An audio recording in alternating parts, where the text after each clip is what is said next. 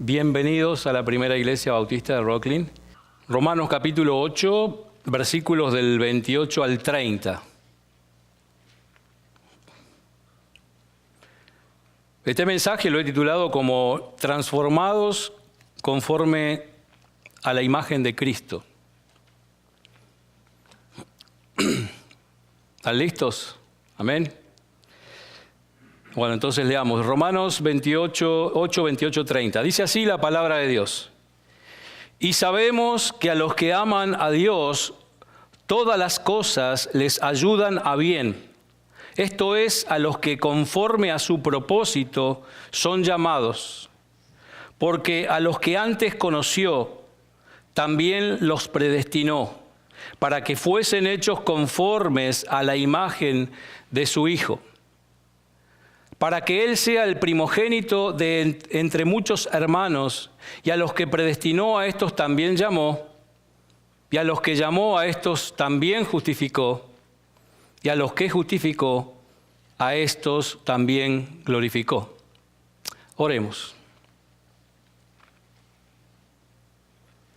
Dios nuestro Señor, Rey de reyes, Señor de señores, venimos a predicar, venimos a proclamar, a enseñar tu palabra que es la verdad, para que sea escuchada y cumpla tu propósito, y que tú, Señor, seas glorificado, para que tu nombre sea honrado y exaltado.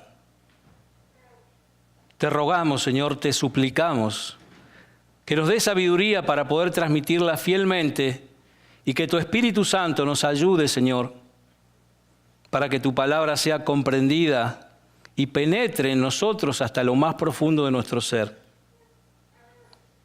Y podamos así gozarnos y admirarnos con tu majestad, con tu misericordia, tu bondad, tu grandioso poder y tu gracia.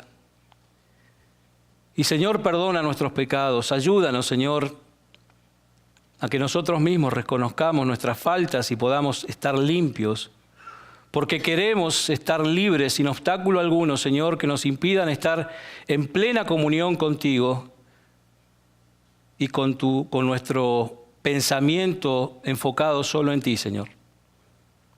Muchas gracias, Señor, por darnos esta oportunidad de poder hablar y transmitir tu santa palabra. En el nombre de Jesús. Amén. Hermanos, generalmente cuando pensamos o pasamos, mejor dicho, por pruebas duras, por tribulaciones, muchos pasajes de la palabra de Dios vienen a nuestra mente. Eso nos levanta nuestro ánimo y crece nuestra fe. Y así podemos superar, podemos fortalecernos para que podamos pasar alguna prueba o alguna gran aflicción. Por ejemplo, en Isaías, capítulo 41, verso 10, Isaías 41, 10, dice: no temas porque yo estoy contigo, no desmayes porque yo soy tu Dios que te esfuerzo. Siempre te ayudaré, siempre te sustentaré con la diestra de mi justicia. Si vamos a Salmos, capítulo 46, verso 1, dice: Dios es nuestro amparo y fortaleza, nuestro pronto auxilio en las tribulaciones. Y así hay varios pasajes en la palabra de Dios. También uno muy conocido, Filipenses 4:13. Todo lo puedo en que me fortalece, ¿verdad? Pero a mí particularmente, el pasaje que me viene en la mente siempre en casos particulares o situaciones o circunstancias particulares que esté pasando, es Romanos 8, 28, que lo leímos hace un rato. Y sabemos que a los que aman a Dios, todas, dice todas, no algunas, todas las cosas les ayudan a bien. Esto es, a los que conformes a su propósito son llamados. Y obviamente sabemos y entendemos que en este pasaje el Señor se refiere o lo comunica ¿a quiénes? A los que conforme a su propósito son llamados. ¿Verdad? Ahora, estas últimas semanas, hermanos, me he enfocado mucho en este pasaje, que va del versículo 28 al 30, y que leímos al principio. Y particularmente me ha llamado la atención lo siguiente. Ya hemos predicado en otras oportunidades sobre este mismo pasaje, pero si leemos el versículo 28, y sabemos que a los que aman a Dios todas las cosas les ayudan a bien, esto es, a los que conforme a su propósito son llamados. Yo creo que bastaría con esto para crecer y para animarnos y tener fe de que cualquier tipo de circunstancia por la que pasemos, el Señor en su soberanía y estando en control absolutamente de toda circunstancia, pase lo que pase, todas las cosas nos ayudan a bien. Sin embargo, fíjense que el Señor quiere darnos más explicaciones para fundamentar esta promesa. Porque consideren conmigo una de las implicaciones de la palabra ¿por qué?, que aparece al comienzo del versículo 29. ¿Por qué? ¿Por qué? Esta palabra, hermanos, significa que el verso 29 y los versículos siguientes son un sostén, o un argumento, o un fundamento, o una base para que la promesa que aparece en el anterior, es decir, en el versículo 28, sea más sustentable. En otras palabras, Pablo escribe el verso 29 a fin de que usted se sienta más confiado en la promesa del versículo 28. Básicamente le está diciendo lo siguiente: yo te prometo, dice Dios, que todas las dificultades de tu vida cooperarán para tu bien. ¿Por qué? Porque yo te conocí de antemano y te predestiné y te llamé y te justifiqué y te glorifiqué.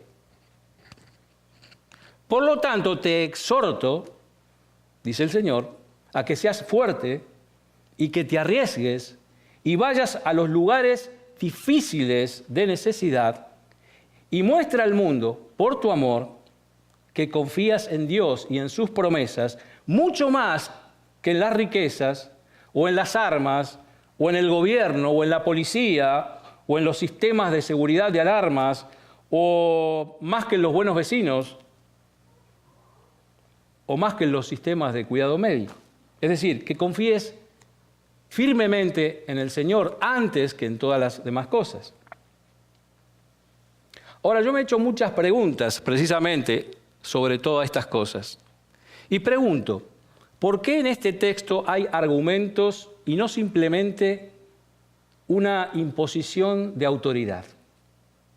Porque aquí está el dilema. Si Dios nunca miente, obviamente que no miente, Él promete en el verso 28 que todas las cosas nos ayudan a bien, ¿verdad?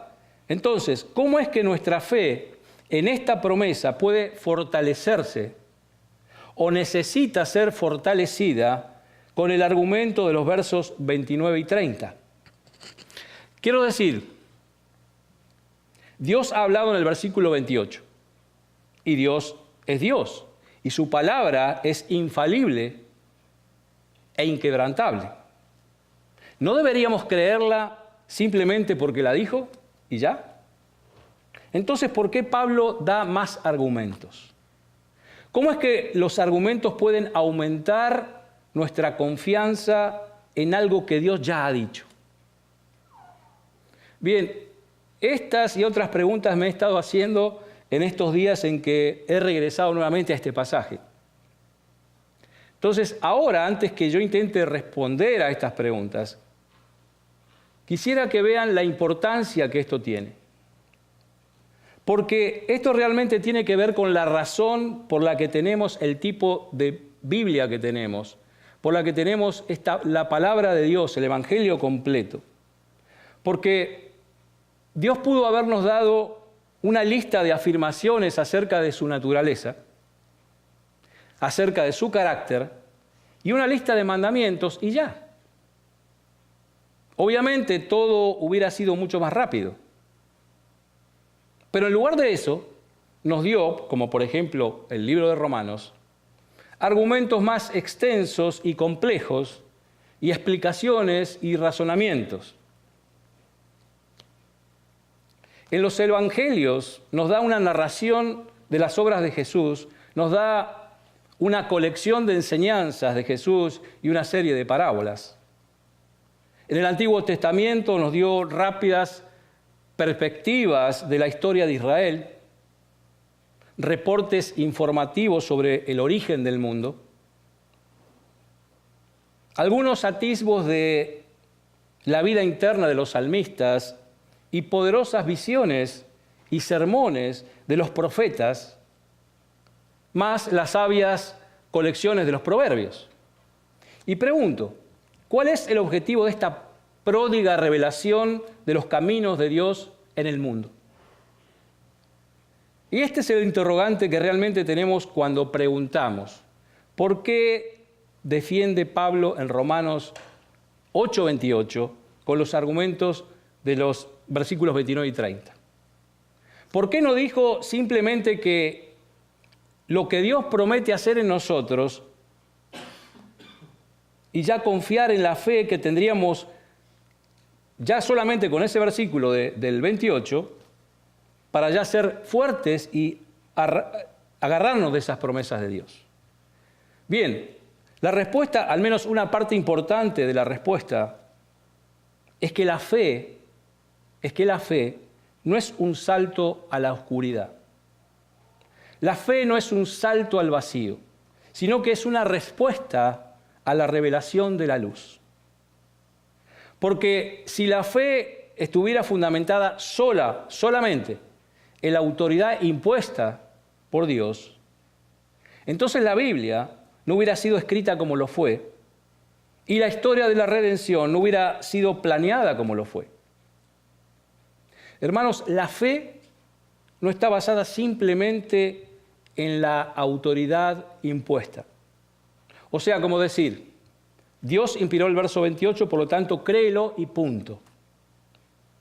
No se necesita más fundamentos, no se necesita más explicación. Pero la fe no es una respuesta a la autoridad impuesta. La fe es una respuesta a la revelación de la luz, no de la luz física, sino de la luz espiritual.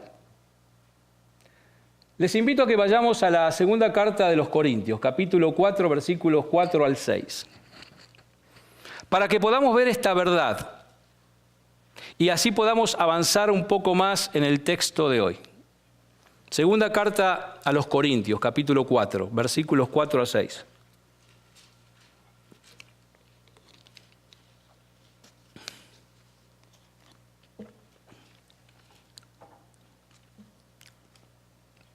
Lo que Pablo dice en estos versículos es que el Evangelio de Cristo es la revelación de esta luz espiritual. Él llama a esta luz espiritual de dos formas, una en el versículo 4 y otra en el versículo 6. En el versículo 4 dice, en los cuales el Dios de este siglo, Dios con minúscula, creo que es Satanás, cegó el entendimiento de los incrédulos para que no les resplandezca, literalmente para que no vean la luz del Evangelio de la gloria de Cristo, el cual es la imagen de Dios. Hermanos, cuando el Evangelio es predicado, debemos ver la gloria de Cristo. De hecho, debemos ver a Cristo como la imagen misma de Dios. Esta es la razón por la que se escribieron los 4 evangelios. Por ejemplo, los evangelios no son libros de una sola oración, como por ejemplo, Cristo es glorioso y Cristo es Dios. Y por supuesto eso es cierto.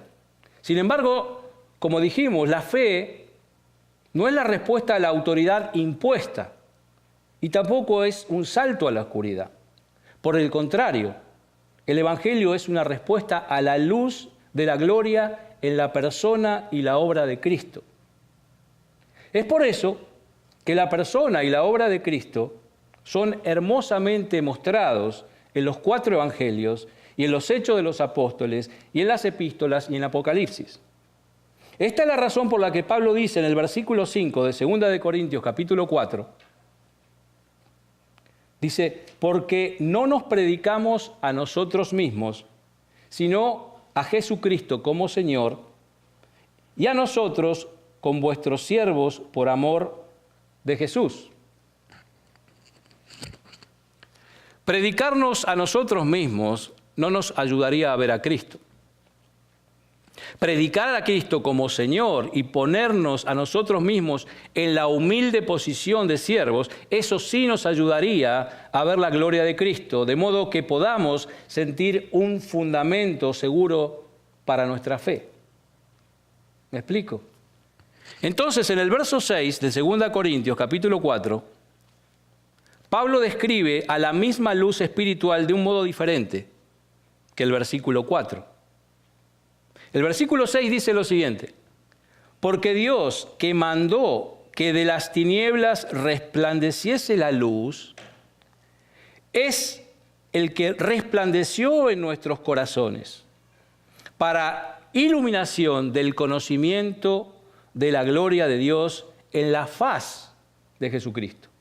Hermanos, esta es la misma verdad sobre la luz que se menciona en el versículo 4, pero expresado de una forma diferente.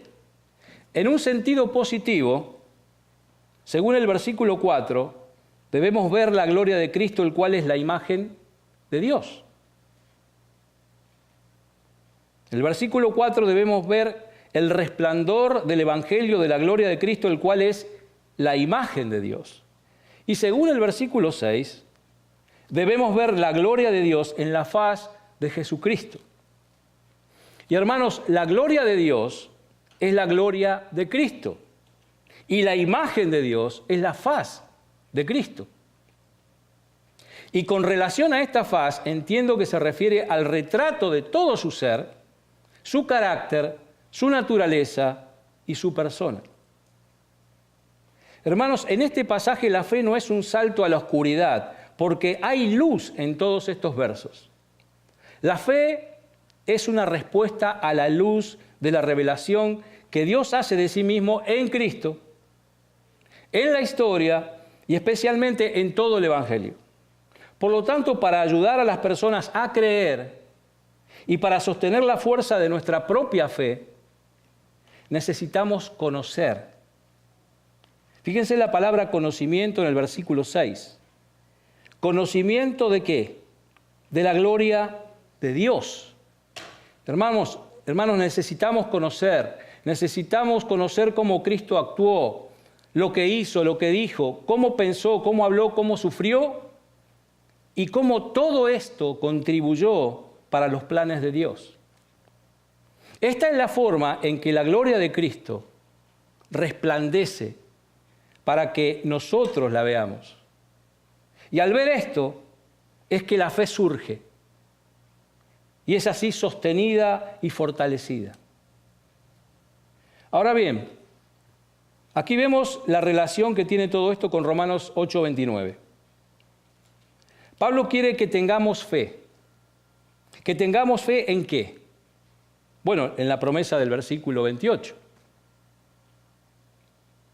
¿Recuerdan la promesa? Que Dios hará todo lo que pase, obre para nuestro bien, a fin de que seamos arriesgados, valientes, amorosos, sacrificados, es decir, hermanos, que seamos cristianos con una mentalidad de guerreros, pase lo que pase, sabiendo que la fe no se basa en la autoridad impuesta o en las simples declaraciones, no. La fe surge en respuesta a la revelación de la gloria de Dios. Es por eso que hace lo que hace en los versículos 29 y 30. Allí nos muestra algunos caminos de Dios. Nos da una perspectiva espectacular de la obra soberana y salvadora de Dios, en la obra que vemos desde la eternidad y hasta la eternidad. Desde el conocimiento previo, o amor previo, o selección previa de Dios en la eternidad pasada, hasta la glorificación final de su pueblo en la eternidad futura. Hermanos, ver la gloria o la gloriosa obra de Dios en Cristo, en el versículo 29, no es solo una información casual o incidental. Por el contrario, es una revelación de quién es Dios, cómo Dios actúa, cómo Dios nos ama y cómo Dios nos salva y nos protege. El propósito, hermanos, es mostrar la luz del conocimiento de la gloria de Dios en Cristo. Y entonces hace que nuestra fe en la promesa de Romanos 8:28, sabemos que a los que aman a Dios todas las cosas les ayudan a bien, sea algo que nunca sería igual sin tener este conocimiento. Hermanos, fijen y afirmen su mirada en la gloria de Dios según los hechos narrados en Romanos 8, 29 y 30. Ahora, hermanos, hay otras dos preguntas acerca de esta revelación en los versículos 29 y 30 con las que quiero tratar esta tarde. Y una pregunta es, ¿por qué no se menciona la santificación en la cadena que lleva desde el conocimiento hasta la glorificación? ¿Por qué no se menciona la santificación? Y la otra pregunta es, ¿por qué Pablo dice en el versículo 29 que el propósito de nuestra predestinación no es solo ser conformados a la imagen del Hijo de Dios, sino que es para que Él sea el primogénito entre muchos hermanos? Así que, ¿por qué no se menciona la santificación en toda esta cadena? Primero, ¿dónde aparece la palabra santificación en estos versículos? Ustedes recuerdan lo que es la santificación, lo hemos estudiado, lo hemos varias veces hablado. Ahora leamos lo que dice Romanos capítulo 6, verso 22. Romanos 6, 22.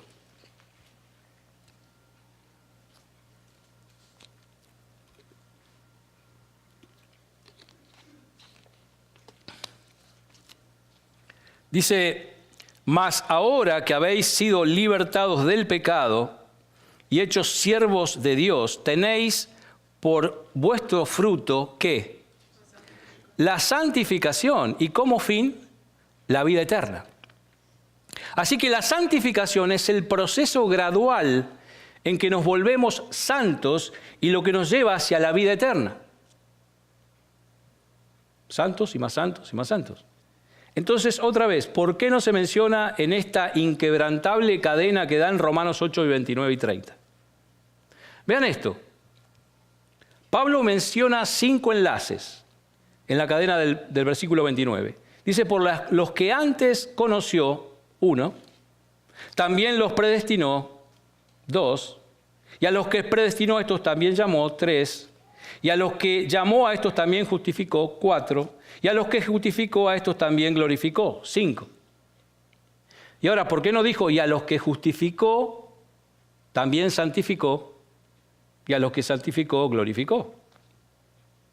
Y considero que esto es importante. Algunos podrán decir, pero ¿por qué esta pregunta, no? Bueno, eso es una pregunta que me surgió. Porque tal vez alguien pudiera decir, bien, si como la santificación no está en esta cadena, podemos concluir que no es necesaria para llegar al cielo, o sea, para la vida eterna, como si son necesarias las otras características de los que aman a Dios. O pudiera decir que la santificación no es obra de Dios, en el mismo sentido en que sí son las otras características de los que aman a Dios. Y por supuesto, estas dos conclusiones serían un error fatal, porque la santificación es necesaria para la vida eterna, para el cielo.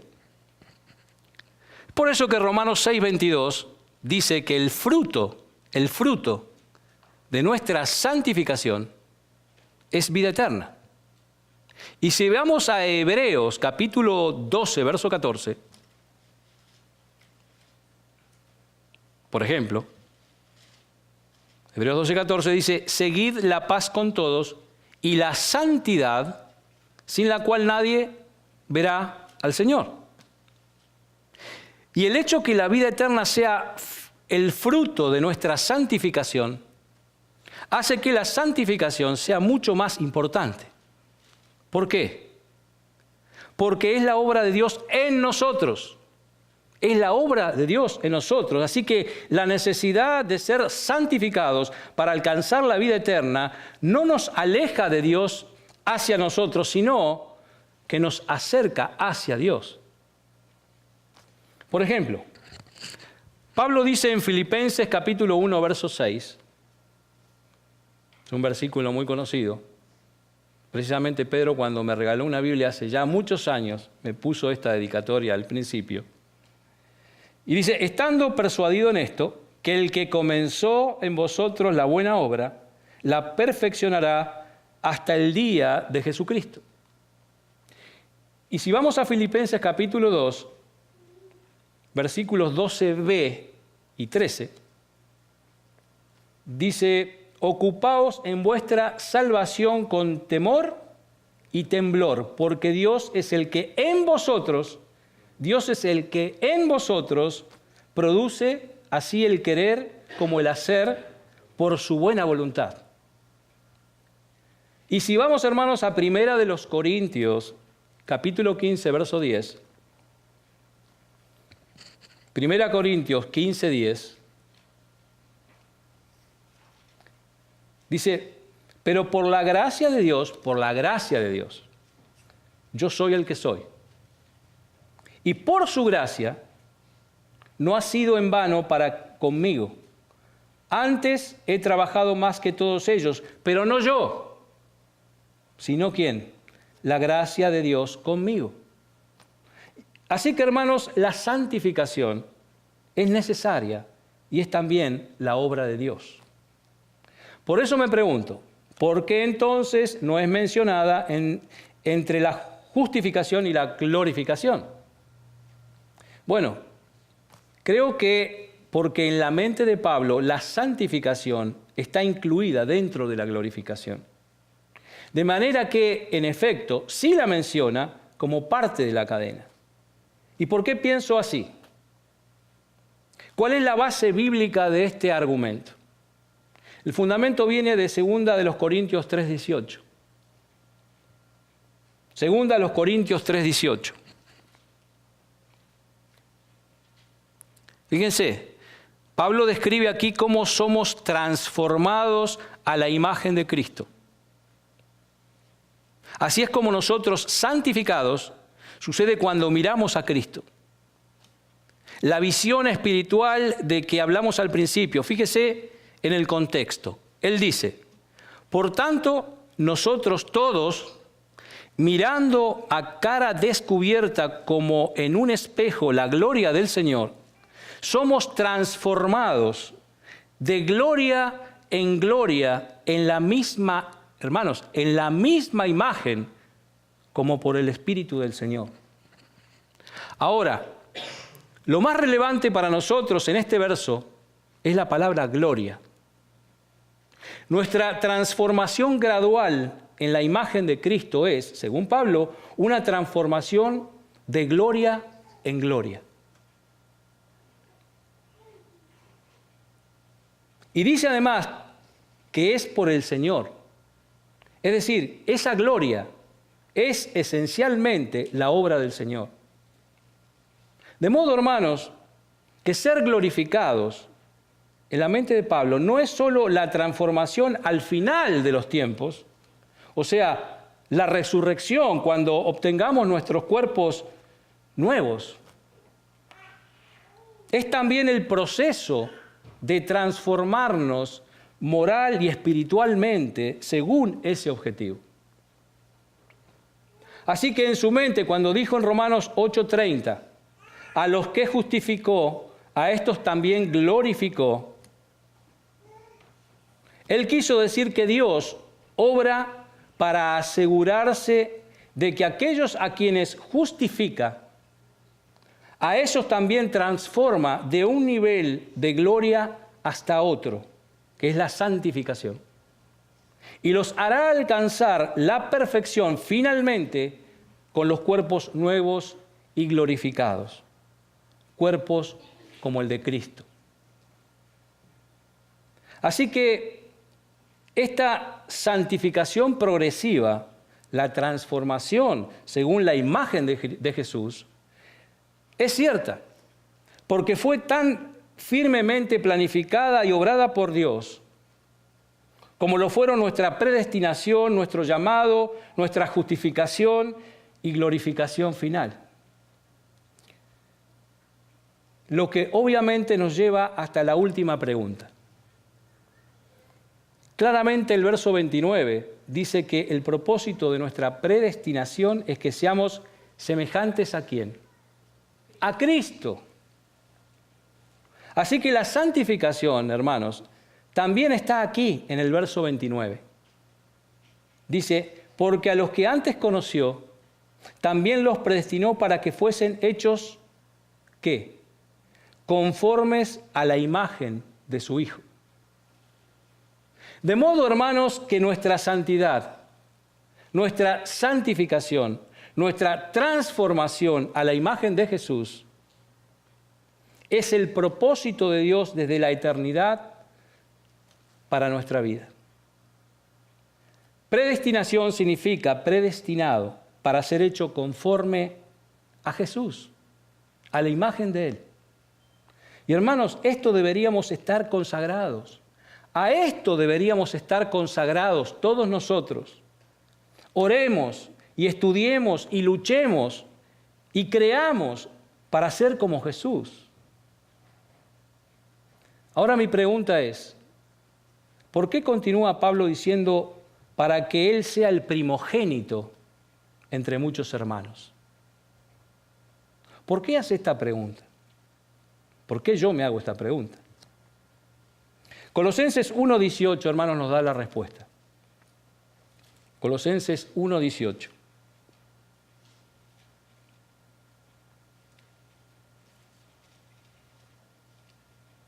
Amén. Dice, y Él es la cabeza del cuerpo que es la iglesia. El que es el principio, el primogénito, ¿ven? La misma palabra que aparece en Romanos 8:29, el primogénito. De entre los muertos para que en todo, tenga la preeminencia. Hermanos, Cristo murió y resucitó entre los muertos como el primogénito de muchos hermanos y hermanas para ser visto y disfrutado por ellos, por nosotros y por otros como el preeminente, el superior, el gloriosamente grande. En otras palabras, nuestro destino es ser iguales a Cristo. Tiene que ver con ser preparados para ver y deleitarnos en su superioridad. Y esto es absolutamente asombroso. Hermanos, debemos tener su carácter y semejanza para conocerle y verle y amarle y admirarle y engrandecerle y exaltarlo. Porque al añadir estas palabras en el verso 29, dice, para que Él sea el primogénito entre muchos hermanos, Pablo deja bien claro que Cristo es y será siempre superior a nosotros y que debemos ser santos para estar con Él y deleitarnos para siempre con Él.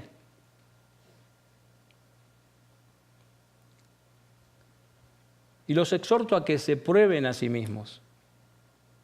Hermanos, quiero que vean esto o que oigan esto. Sin estas últimas palabras en el verso 29, ¿cuán fácilmente nos podríamos deslizar hacia un punto de vista en el que la santificación estaría centrada en el hombre?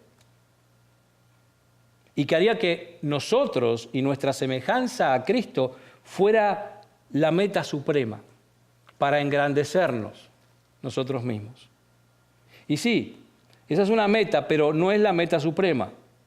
Hermanos, la meta es la exaltación de Cristo. Esa es la meta suprema, la exaltación de Cristo. Por lo tanto, considere algunas preguntas para probarse usted mismo a medida que terminamos este mensaje. Y voy a comenzar con algunas preguntas para que usted mismo pueda examinarse. ¿Está usted persiguiendo su propia gloria o la gloria de Cristo? Y para esto tome como ejemplo algunos atributos de Cristo que debiéramos perseguir. Esta es la otra pregunta.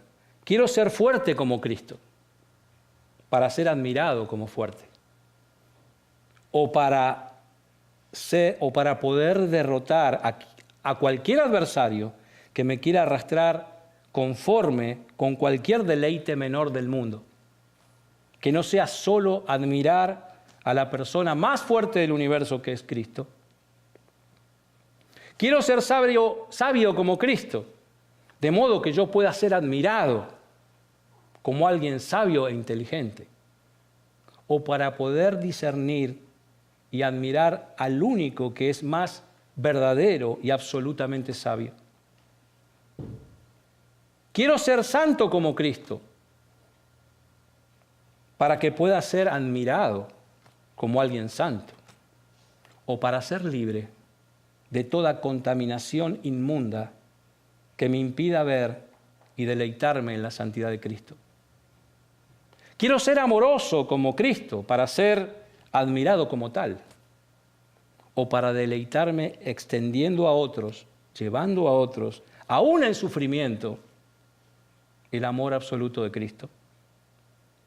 Hermanos, todos estos versículos, toda la obra de Dios, su elección, su predestinación, su llamado, su justificación, su santificación, su glorificación, todo ha sido diseñado por Dios, no para exaltarnos, sino para liberarnos, a fin de que podamos deleitarnos de exaltar y de glorificar a Jesús eternamente. Así que, hermanos, antes de terminar con esta mi última predicación, antes de que regrese de viaje, que el Señor nos envía a Argentina, me recuerdo un tiempo atrás que el pastor Steven ponía allá arriba del dintel de la puerta dos letras, decía go. Go, vayan. Bueno, el Señor nos manda a todos, es un mandato para todos, ¿no? Claro, podemos ir al vecino, podemos ir al vecindario, podemos ir un poco más lejos. Ahora, bueno, a nosotros nos manda una distancia más lejos, pero al fin, go.